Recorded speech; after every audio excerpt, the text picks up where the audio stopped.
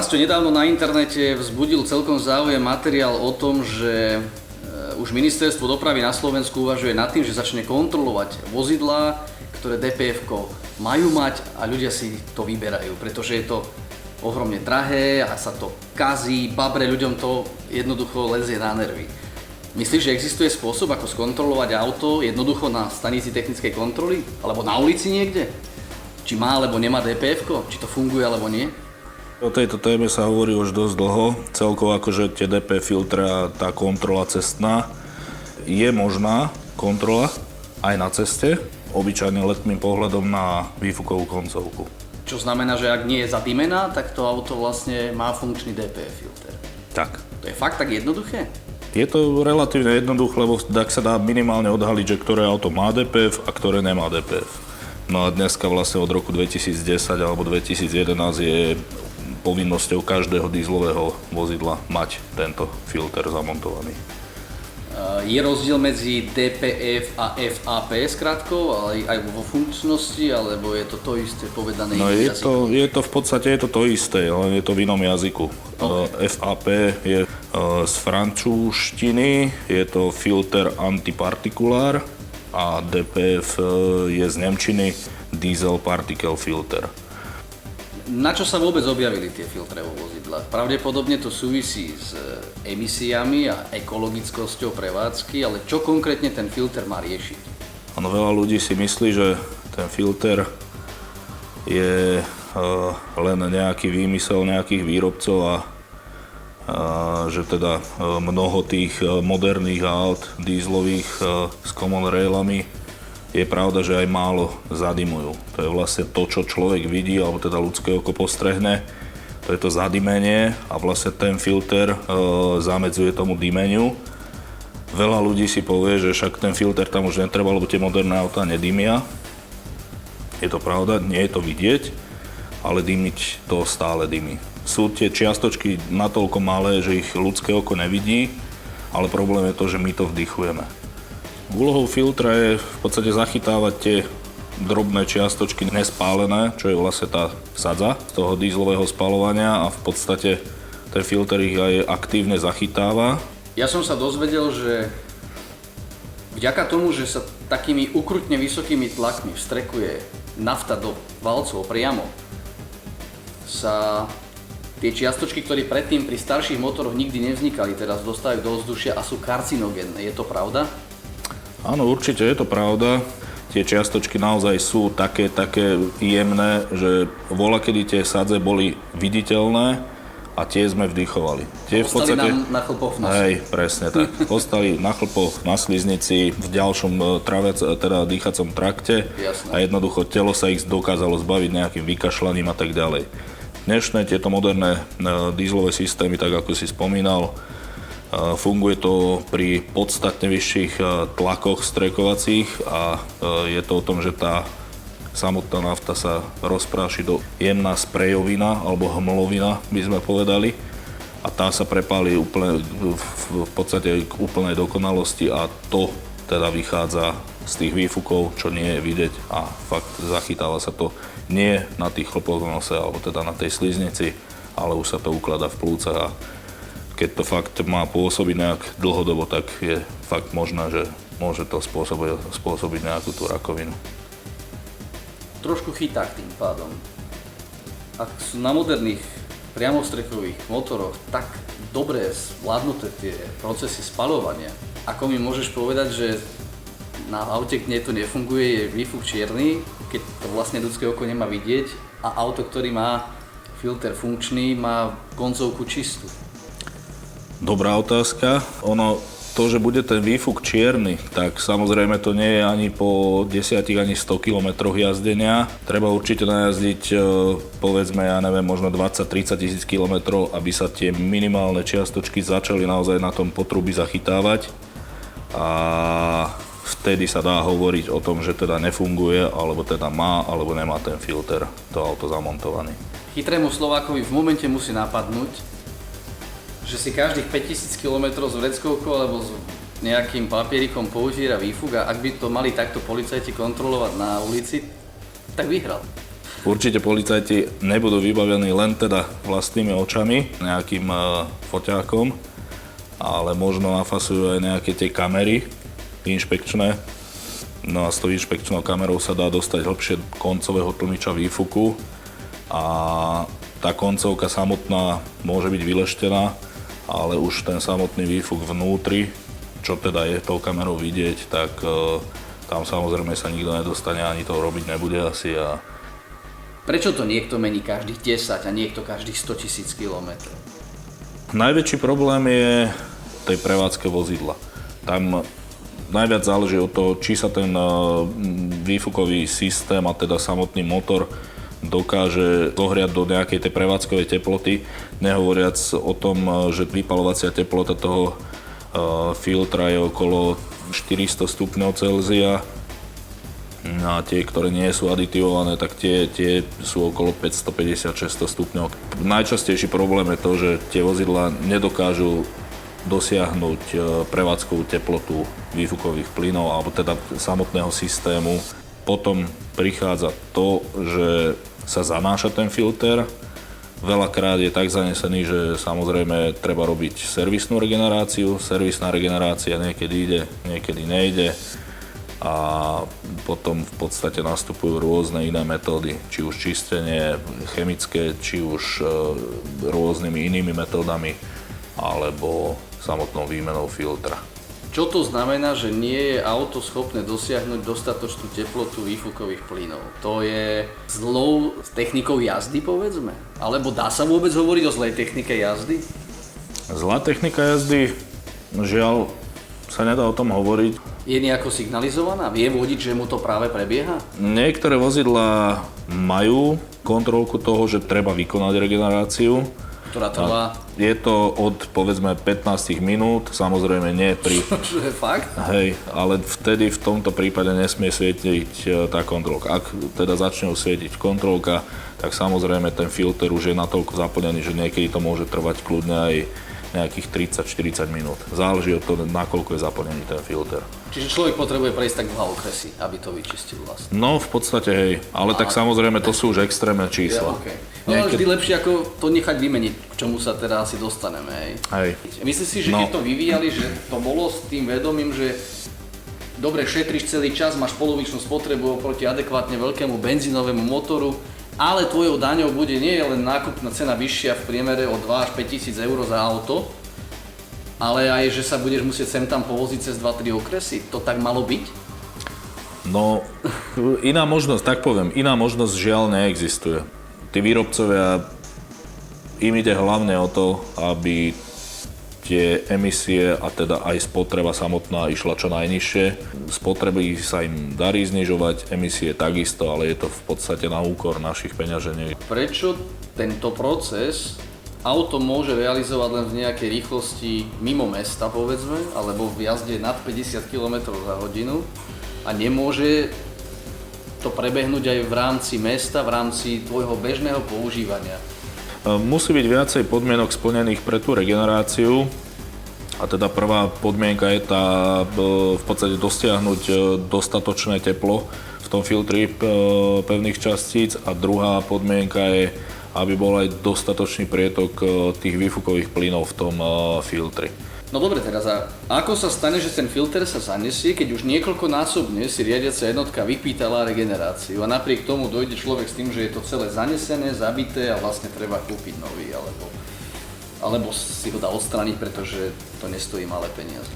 No, najčastejším problémom zanášania filtrov teda nie je len samotné zanesenie filtra, teda to prevádzkou meskou, ako sme už spomínali. Vo veľa prípadoch aj problém, či už mechanický, alebo najčastejšie problém nejaký s palivovým systémom, s nasávaním a teda.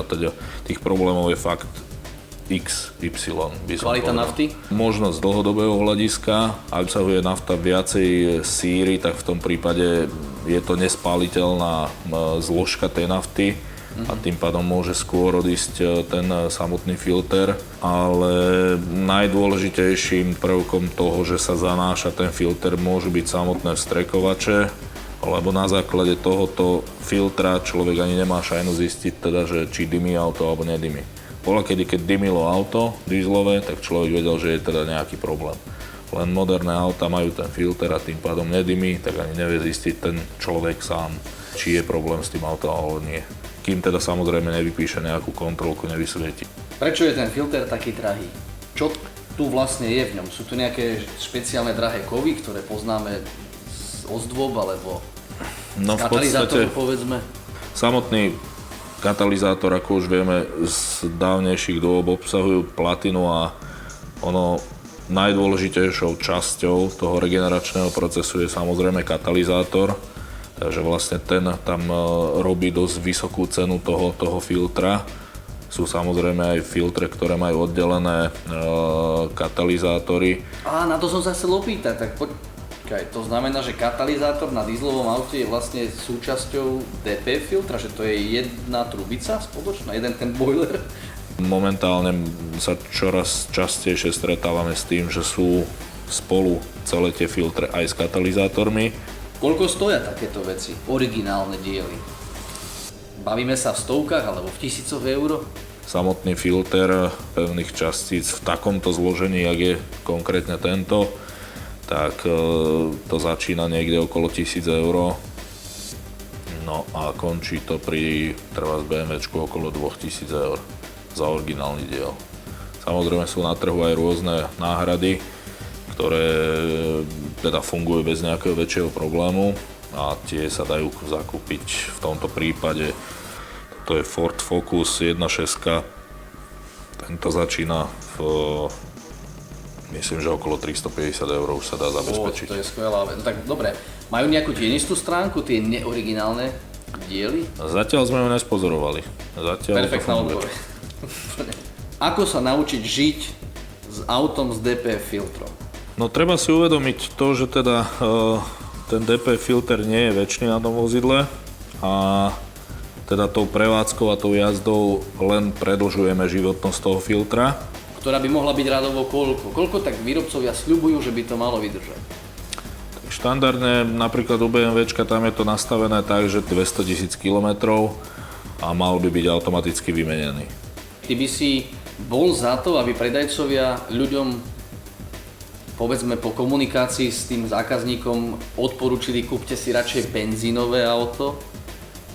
Alebo každý, kto chce, môže si kúpiť nafťak bez ohľadu na to, kde jazdí a ako to používa? Každý hladí na tú spotrebu.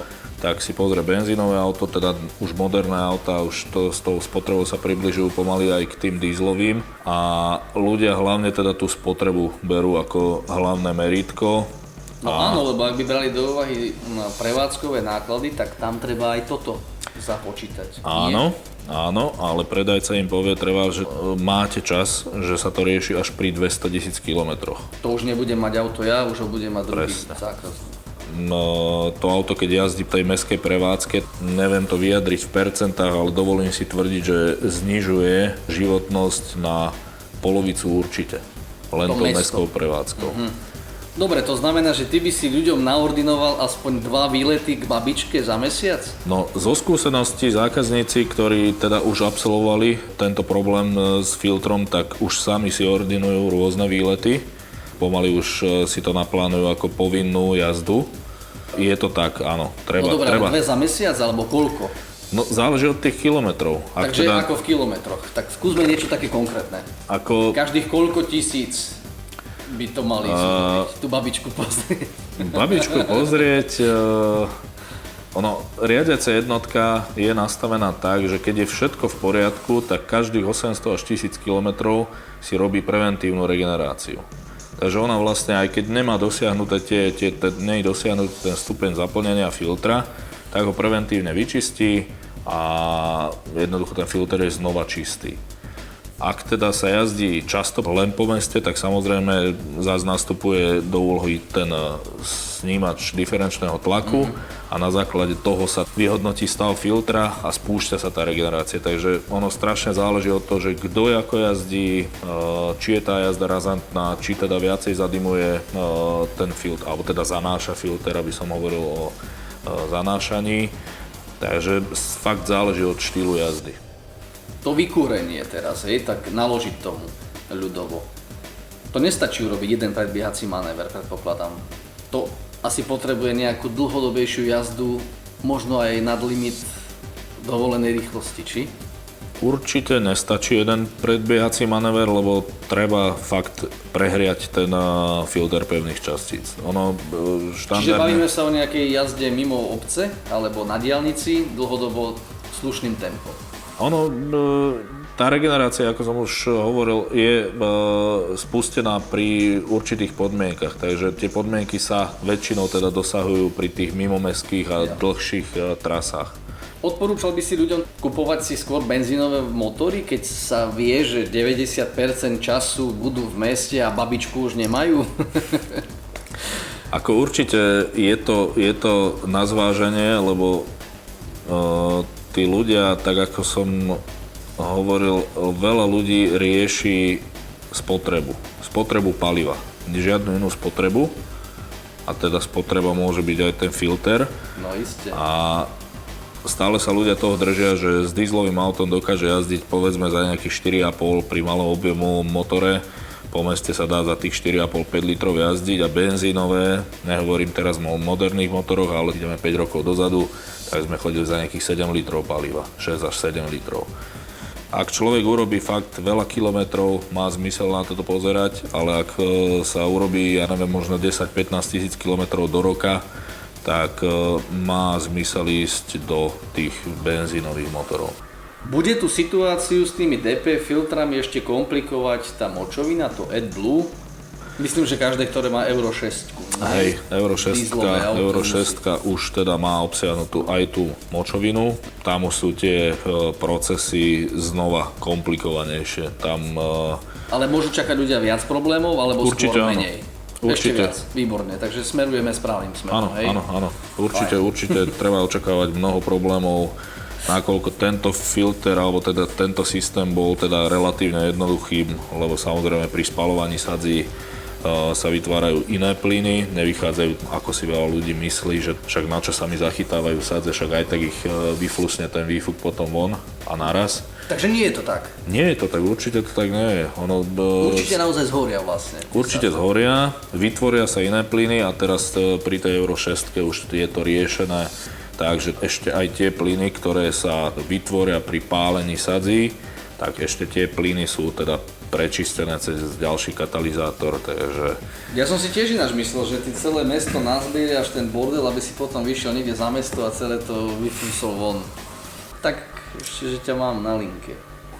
Čo mňa príjemne prekvapilo je, že si povedal tie náhrady, ktoré stoja pätinu, sú adekvátne dobre. Že není s nimi problém, to je milá informácia, lebo pre ľudí to môže znamenať, že nie je nevyhnutné hádzať 1000 až 2000 eur za originálny diel, ale môžeš za 3-4 stovky kúpiť rovnako dobre fungujúcu vec. Je veľa ľudičov, ktorí ani nedosahujú ani tretinový výkon toho vozidla, ani nezistia, teda im tam svieti nejaká kontrolka, ale nezistia, že toto auto ide v núdzovom režime. A to sú väčšinou tie prípady, kedy teda ten filter ľudovo povedané zabijú. Naplní sa ten filter sadzami tak, že v tom núdzovom režime neprebieha regenerácia, tak ten filter už len inému nezostáva, len teda zachytáva pevné častice a nakoniec teda auto už nenaštartuje alebo aj môže zdochnúť a to je následok toho, že je zaplnený filter a výfukové plyny nemajú kam unikať, ale k tej tvojej otázke, či sa môže poškodiť motor alebo nie, mechanicky by sa nemal poškodiť. Zatiaľ sme nemali taký prípad. Ty si mi spomínal, máš však viacero aut s moderným naftovým motorom a si sa mi pochválil, že ty si ešte s týmto nikdy v živote problém nemal, pretože tým autám dáš, čo si zaslúžia. To je jeden zo spôsobov, ako s tým žiť, hej? Že vlastne užiť si ten výkon, ten ťah a trošku tomu ponakladať a vlastne s tým filtrom nedojde na to, že budú nejaké extra problémy. Áno, je to tak, ale taká športovejšia jazda, že teda vytáčať ten motor do vyšších otáčok, aby teda bol aj prietok toho filtra. Čiže ak by som to tak mal zhrnúť, tak v zásade snažiť sa extrémne šetriť na tom naftovom aute práve môže z dlhodobého hľadiska znamenať tieto problémy, ale obetovať povedzme toho pol litra na 100 km na to údaj, ktorý má sused alebo výrobca uvádza, môže z dlhodobého hľadiska znamenať Určite áno, určite vyhnúť sa áno. týmto problémom. Čo znamená v zásade, že ak mám moderné auto, ktoré každé už prakticky dnes ponúka tú sugestiu zaradenia rýchlostného stupňa, tak trošku tak ako prižmúriť oko nad ňou, hej, že neposlúchať ju úplne do detailu. Hej, tak fakt s tým sa nedá jazdiť podľa toho. To je fakt udusený motor, ktorý síce ide na dobrú spotrebu, ale to je tak asi všetko.